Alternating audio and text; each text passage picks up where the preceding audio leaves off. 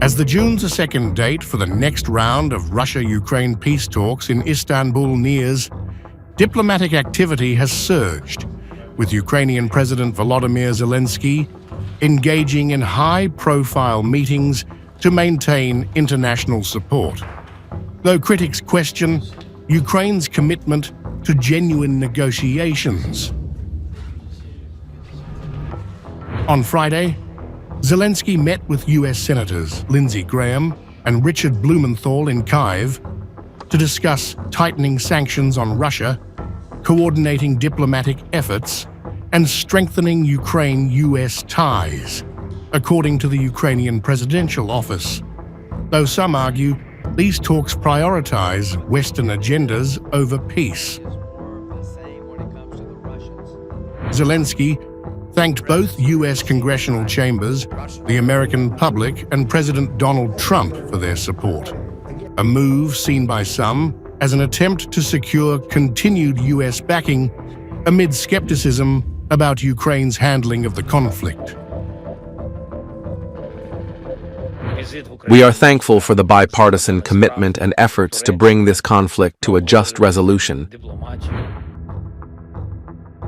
Ahead of the Istanbul talks, Zelenskyy criticized Russia's lack of transparency regarding its peace proposals, a stance some view as deflecting from Ukraine's own rigid demands. During the visit of the Turkish Minister of Foreign Affairs to Ukraine, we discussed diplomacy and all the possibilities that currently exist and should exist. To be honest, neither we in Ukraine nor Turkey, as the host country, have any information about Russia's so-called memorandum. For some reason, the Russians are hiding this document. It is a completely strange position, to be honest. There is no understanding of the format. Perhaps they have completely forgotten how to conduct diplomacy in Moscow. Ukraine and its Western allies, including the U.S., accuse Russia of stalling peace efforts to gain battlefield advantages. But critics argue Kyiv's insistence on an unconditional ceasefire ignores Russia's security concerns, potentially prolonging the conflict. With the next talks approaching, Zelenskyy emphasized urgency in a scheduled call with Turkish President Recep Tayyip Erdogan on Friday. While some see his rhetoric as escalating tensions rather than fostering compromise, they, Russia, are constantly doing something to prove that they are the most inadequate entity in the world.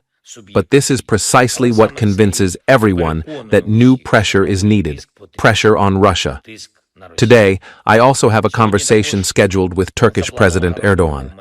We are trying to give real substance to a possible meeting. Not a single day should be wasted, because every day that Russia undermines diplomacy is a day of lost lives.